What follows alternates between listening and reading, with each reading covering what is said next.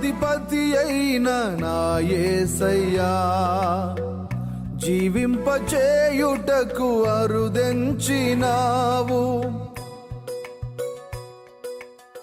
క్రీస్తునందు ప్రియమైన దైవ జనాంగమా, మీకందరికీ ఉదయకాలపు శుభములు తెలియచేస్తూ ఉన్నాను.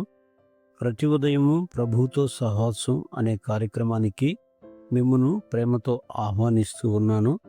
రండి, మరలా ఈ ఉదయకాలం ఓసారి దేవుని యొక్క లేఖనమును ధ్యానం చేద్దాం. ఎలా ఉన్నారు? అందరూ బాగున్నారా?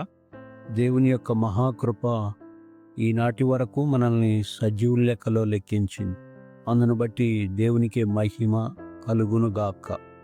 ఈ సమయంలో దేవుని గ్రంథములో నుండి హెబ్రీయులకు రాసిన పత్రిక 10వ అధ్యాయము 24వ వచనంలో ఉన్నమాట. కొందరు మానుకొనుచున్నట్టుగా సమాజముగా కూడుట మానక ఒకరినొకడు హెచ్చరించుచు, ఆ దినము సమీపించుట మీరు చూచిన కొలది మరి ఎక్కువగా అలాగు చేయుచు, ప్రేమ చూపుటకును సత్కార్యములు చేయుటకును ఒకరినొకడు పురికొల్పవలెనని ఆలోచింతము. హెబ్రీ గ్రంథకర్త రాసిన మాటను మనం గమనించినప్పుడు, కొందరు మానుకొనుచున్నట్టుగా సమాజముగా కూడుట మానక. హెబ్రీ గ్రంథకర్త రచయిత ఎవరో తెలియదు కానీ ఆ భాషను బట్టి, వ్యవహార శైలిని బట్టి అపొస్తలుడైన పౌలే రాసేడు అని బైబిల్ పండితుల యొక్క అభిప్రాయము. అయితే ఇక్కడ కొందరు మానుకొనుచున్నట్టుగా అంటే దేవుని యొక్క మందిరానికి వెళుతున్న ప్రజలు మానుకోవడం జరగకూడదు అని ఇక్కడ లేఖనంలో పొందుపరచడం జరిగింది. సమాజముగా కూడుట మానక అంటే మందిరాన్ని ప్రేమించటం, మందిరమే మన జీవితం అయిపోవాలి. మందిరానికి ఎప్పుడు పని ఉన్నా వెళ్ళటం, మందిరంలో ఎప్పుడు ఆరాధన ఉన్నా వెళ్ళటం, మందిరాన్ని ప్రేమించే విషయంలో ఏమాత్రం తగ్గకుండా మనం ఉండటాన్ని బట్టి అక్కడ మన యొక్క సహవాసం బలపడుతుంది. అంతేకాదు, దేవుని యొక్క సన్నిధిని మనం అనుభవిస్తాం. కనుక సమాజంగా కూడుట మానక అని చెబుతా ఉన్నాడు. ఒకవేళ ఈ రోజున నీవు ఆదివారం అని తెలిసి కూడా ఒకవేళ మందిరానికి వెళ్ళని స్థితిలో ఉంటే నీవు నీ జీవితంలో ఆశీర్వాదాన్ని కోల్పోతావు. అయితే ఇక్కడ చెప్తున్నాడు, ఒకనినొకడు హెచ్చరించుచు.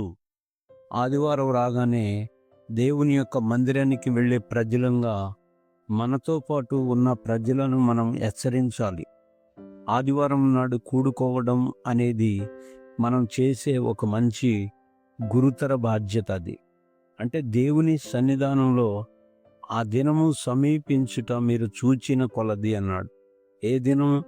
రెండవ రాకడ దినం. యేసుక్రీస్తు ప్రభువుల వారు రాబోతున్నారు కదా, మరలా రెండవ రాకడ. కనుక అది సమీపించిన కొలది మరి ఎక్కువగా కూడుకోండి, మరి ఎక్కువగా ఆరాధన చేయండి, మరి ఎక్కువగా దేవుని ఎదుట గడపండి. అలాగూ చేయుచు ప్రేమ చూపుటకును, సంఘములో ఉన్నవారి పట్లనేమి, సంఘము వెలుపల ఉన్నవారి పట్లనేమి ప్రేమ చూపుటకును, సత్కార్యములు చేయుటకును ఒకనినొకడు పురికొల్పవలెనని ఆలోచింతము అని రాయబడి ఉంది. ప్రేమ చూపడం అనేది మనము సంఘస్థుల పట్ల చూపించటమే కాదు కానీ ఆ యొక్క బయట ఉన్న జనము పట్ల, సంఘము లోపల ఉన్న ప్రజల పట్ల ఎంత ప్రేమను చూపెడతామో సంఘం వెలుపట ఉన్న ప్రజలను కూడా అదేవిధంగా ప్రేమ చూపెట్టే విషయంలో మనము జాగరూకత కలిగి ఉండాలి. అంతేకాదు, సత్కార్యములు చేయుటకును ఒకరినొకడు పురికొల్పుకోవాలంట. అంటే మంచి కార్యం చేయటానికి ఒకరినొకరు పురికొల్పుకోవాలి. ఏంటి మంచి కార్యము అని అంటే, దేవుని పాదాల దగ్గర కూర్చుని వినటం మంచి కార్యం. దేవుని సన్నిధిన కనబడి ప్రార్థన చేయటం మంచి కార్యం. దేవుని సన్నిధిలో వాక్యానుసారంగా బ్రతకటం మంచి కార్యం. కనుక సత్కార్యములు చేయుటకును ఒకరినొకడు పురికొల్పుకోవాలి అని చెప్తూ ఉన్నాడు. ప్రియమైన దేవుని బిడ్డ, నీవు నీ జీవితంలో పురికొల్పుతూ ఉన్నావా?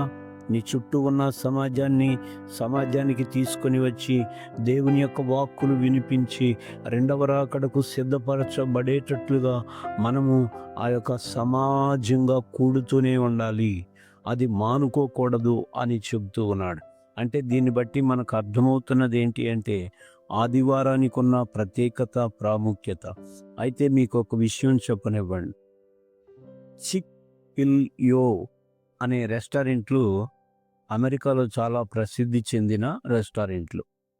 1946 సంవత్సరంలో ఎస్ ట్రుయోట్ కేది అనే ఒక ఆయన స్థాపించాడు ఈ చిక్ పిల్ యో అనే రెస్టారెంట్లు. ఆయన వ్యాపారం అనతి కాలంలోనే అనేక దేశాలకు విస్తరించి ప్రస్తుతం 1000కి పైగా రెస్టారెంట్లు ఆయనకున్నాయి.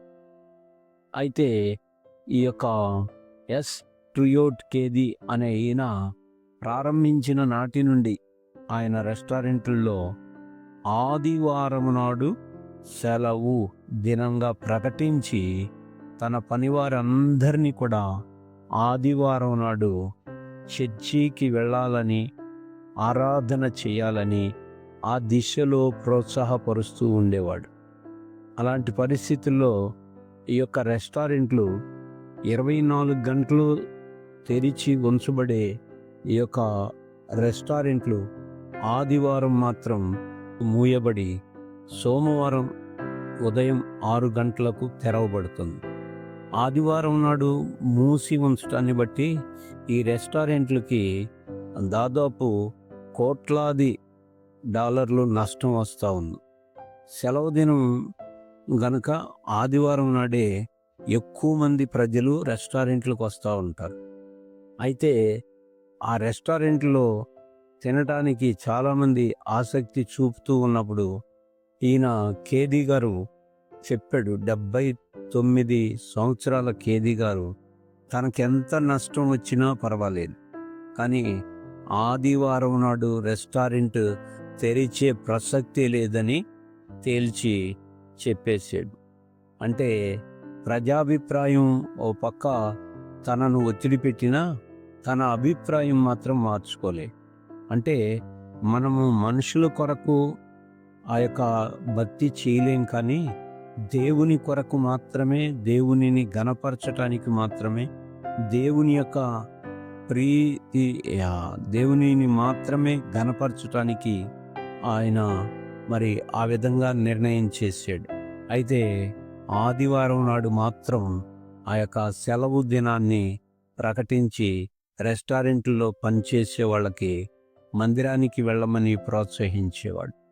ప్రియమైన దేవుని బిడ్డ, ఈ యొక్క ఉదయకాలంలో నీవు నేను గమనించాల్సింది ఒకటే. ఆదివారానికి ఉన్న ప్రాముఖ్యత మనం ఎలాగా గమనించగలుగుతున్నాం?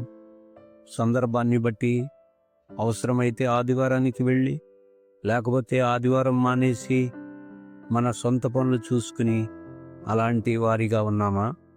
ఒకవేళ ఈ రోజు నుంచైనా ఆదివారం నాడు తప్పనిసరిగా నేను నా జీవితాన్ని ప్రభు ఎదుట సిద్ధపరచాలి, ప్రభు ఎదుట నన్ను నేను పట్టుకోవాలి అనే ఆలోచన ఉండాలి.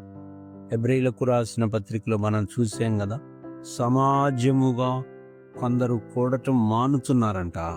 అలాగ మానకుండా మనము రెండవ రాకడ సమీపించే కొలది మనము మన జీవితంలో ఆయన సన్నిధిని కనబడదాం, ప్రేమ చూపుదాం, సత్కార్యాలు చేద్దాం. ప్రత్యేకంగా దేవుని దినాన్ని ఘనపరిచి దేవునిని ఘనపరచుదాం.